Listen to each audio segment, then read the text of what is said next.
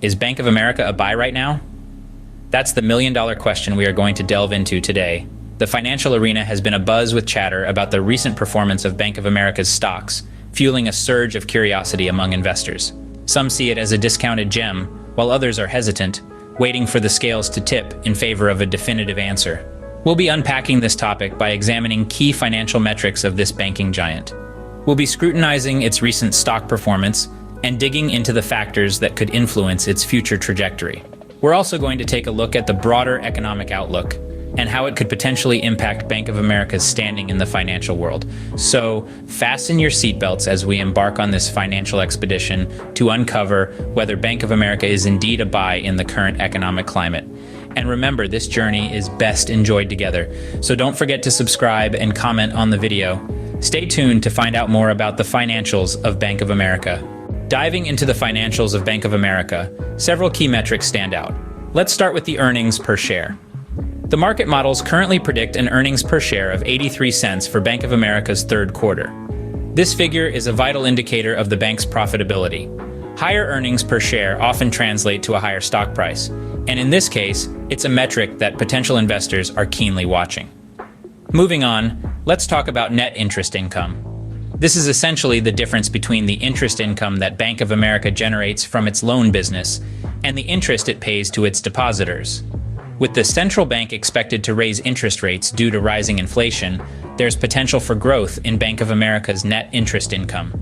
This could significantly boost the bank's bottom line and make it an attractive investment. Next up is consumer net charge-offs. This refers to the debt that Bank of America has deemed unlikely to be collected. It's an important metric to monitor as it can provide insights into the credit quality of the bank's loan portfolio and its risk management practices. Investors will be paying close attention to this figure in the upcoming earnings release. Lastly, let's talk about Bank of America's stock valuation. Currently, the stock is selling at a discount to book value. This means that the market price is less than the value of the bank's assets minus its liabilities. This discount valuation, coupled with potential rate hikes, could create a margin of safety for investors.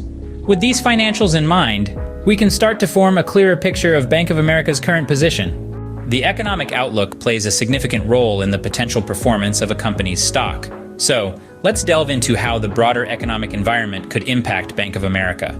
Firstly, let's talk about interest rates. The central bank is hinting at upcoming rate hikes, and this could be a boon for Bank of America. When interest rates rise, banks typically benefit from increased net interest income. That's the difference between the interest they earn on loans and the interest they pay on deposits. So, an environment of rising rates could mean a more profitable landscape for Bank of America's loan business. But it's not all sunny skies. There are some clouds on the horizon. One potential headwind for Bank of America is low earnings expectations. Market models are projecting 83 cents per share in earnings for Bank of America's third quarter. If the company's earnings fall short of these expectations, it could put downward pressure on the stock. The upcoming rate hikes could also present a challenge. While rising rates can boost net interest income, they can also increase borrowing costs for consumers and businesses. This could lead to higher default rates, which would negatively impact Bank of America's bottom line. Let's also take a moment to compare Bank of America with its competitors.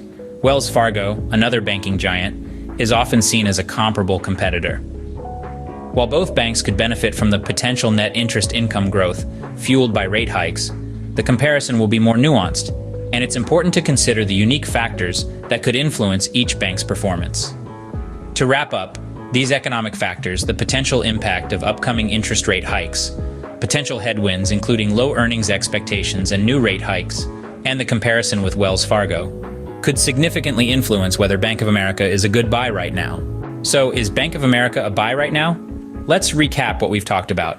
We delved into the financials of Bank of America, highlighting how it's currently selling at a discount to book value. This, coupled with the potential for net interest income growth, fueled by expected rate hikes, adds value to the stock. We then switched gears to the economic outlook, discussing how rising inflation could lead to interest rate hikes, potentially benefiting Bank of America's loan business and net interest income. We also touched on the author's decision to add Bank of America to their portfolio, citing its oversold status based on the relative strength index. But remember, investing is not without risks. Bank of America faces potential headwinds, including low earnings expectations and the likelihood of new rate hikes. It's crucial to consider these factors when making your investment decisions. As always, please subscribe and leave a comment on this video. Stay tuned for more financial insights and updates.